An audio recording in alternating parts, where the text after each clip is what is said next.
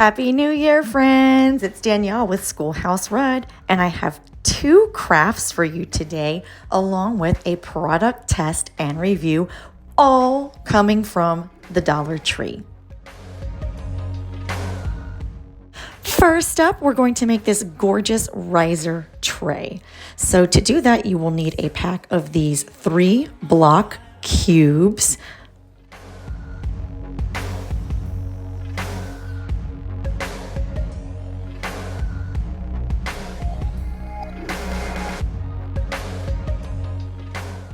Use your Waverly Antique wax to coat on and then quickly wipe off with the paper towel method. This is more of a stain. You will still be able to see the wood grain underneath. Do that to 4 sides of the cube. You will leave the top and the bottom clear of wax.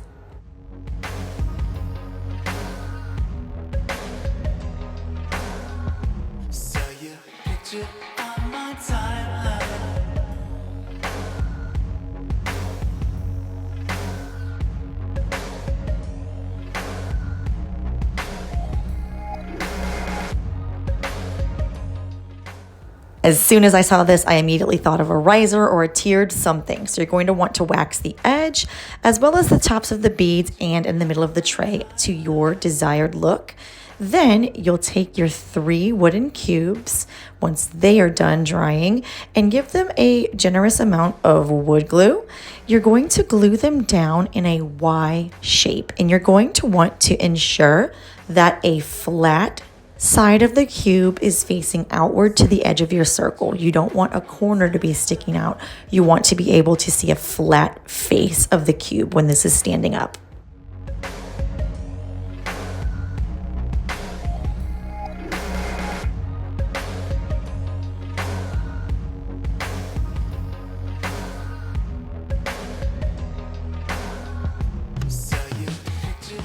Weight it down with something to dry, and when it is fully dried, look how gorgeous! I love how this turned out.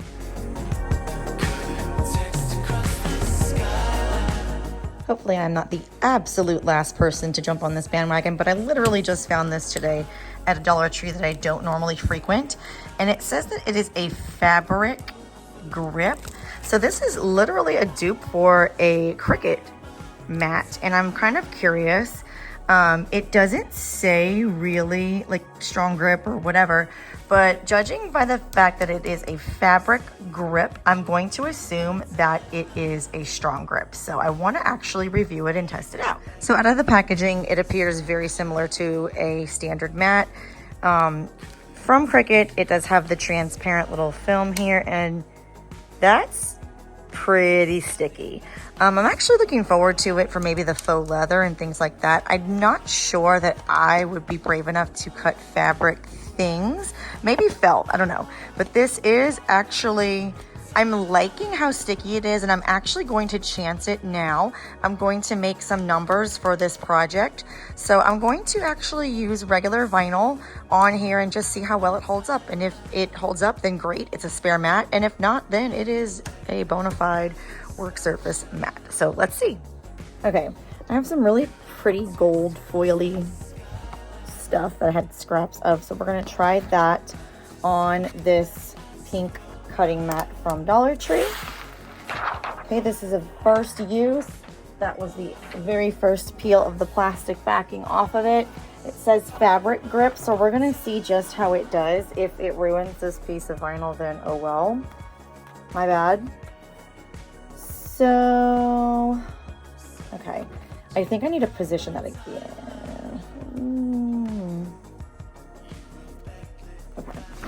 So it's actually gripped it quite well. The only reason I was saying I need to reposition it is because of this little piece missing. I need to just check my computer real fast and make sure that's not an area that's going to be cut on. But yeah, so far, really liking this strong grip.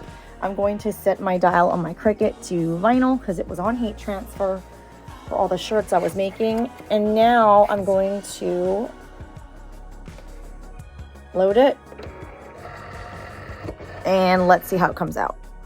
Success! is. It even cut it and didn't get this little chunk that I was missing. Let's see how it peels off, because this is gonna be, oh my gosh, like a dream.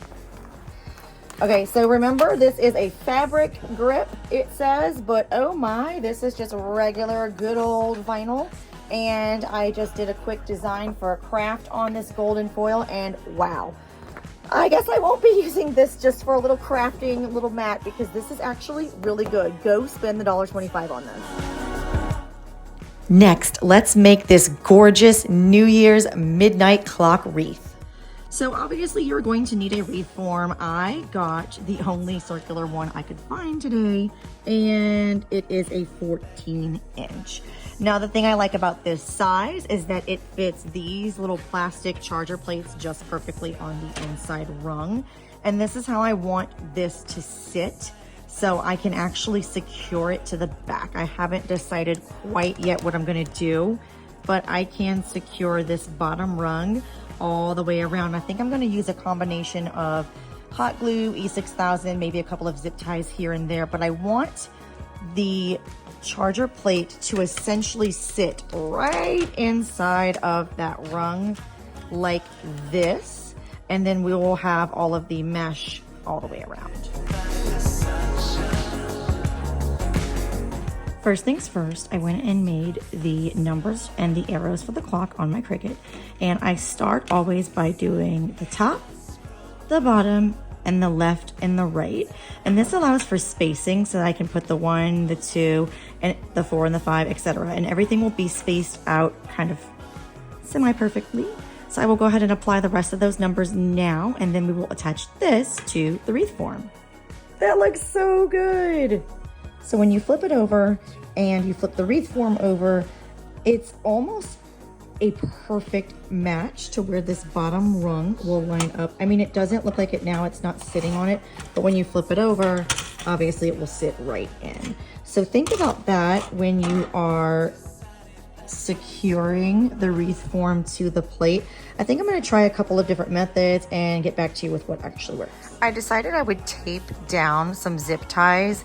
That way I could zip tie the plate and the wreath together. So no matter what type of weather or storage situation, I wouldn't have to worry about glue coming apart or like unadhering. So just with 2 done, I'm gonna do all 4, but just with 2 done, the plate and wreath move as 1 unit. So that is the goal.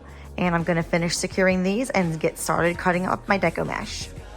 So next I've secured some gold chenille pipe stems, pipe cleaners, whatever, to the wreath form on the outer rungs. And I grabbed my deco mesh. This is what Dollar Tree had today.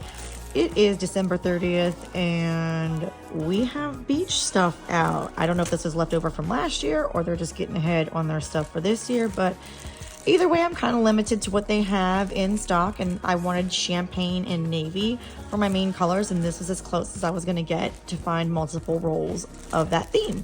So I don't know what this exact method is called, but I cut my strips 8 inches long, and then I folded them like bottom right corner to top left corner, so they made more of a longer curl this time.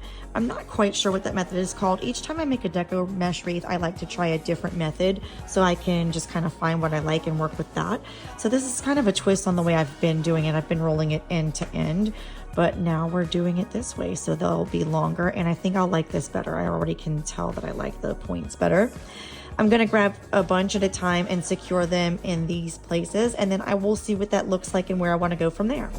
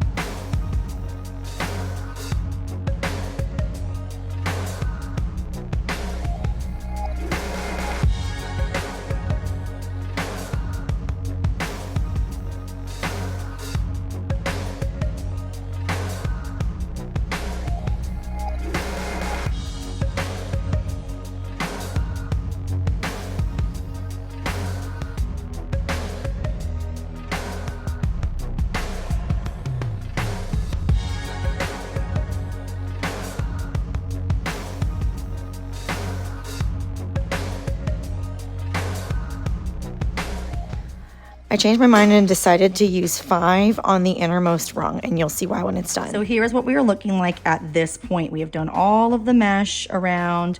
I just have to keep like kind of fluffing it back a little bit, but I was concerned that if I tied it on the outer rungs, there would be this huge gap here. So I'm trying to kind of just fluff it back, make sure you can at least see the numbers, and we're going to work on our embellishments now.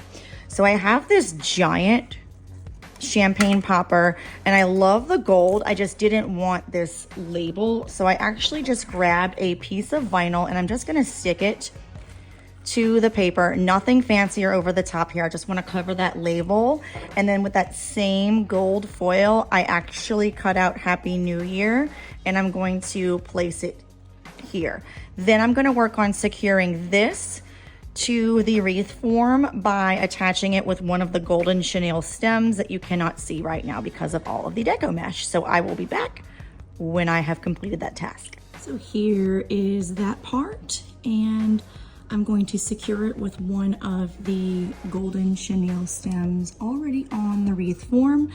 I hung it up and did a little test practice to see what it would look like, and everything from the 10 going down 98765 all the way to the 4, that is showing with no difficulty. So I figured if I could like kind of flatten 1, 2, and 3 into the neck of the champagne bottle, really all we're not seeing without effort is 11 and 12. And I'm going to try and remedy that with the next embellishment. But let me go ahead and secure this part and we'll get to the next. Here's where we are now. That is securely on there. I highly recommend though, because it's only secured around the neck of the bottle, getting some type of either long popsicle stick or something to secure to the wreath form and then gluing it to the back of the bottle. Now for our last embellishment.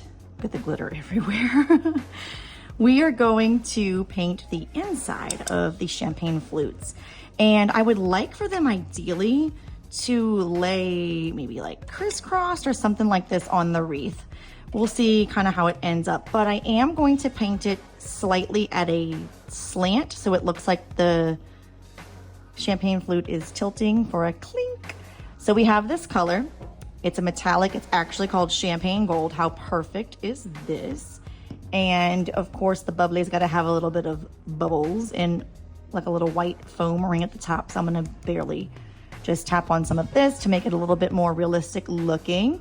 So let's get on with that, and then we will secure these to the wreath form, and then we'll be done. All right, here's what those look like painted. I did a little bit of the champagne gold with some white at the top for bubbly. I tilted them.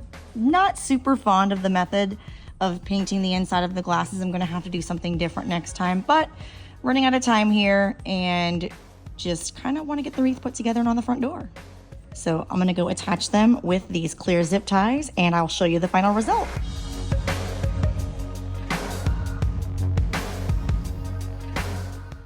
This wreath was so fun to make and definitely one of my new favorites.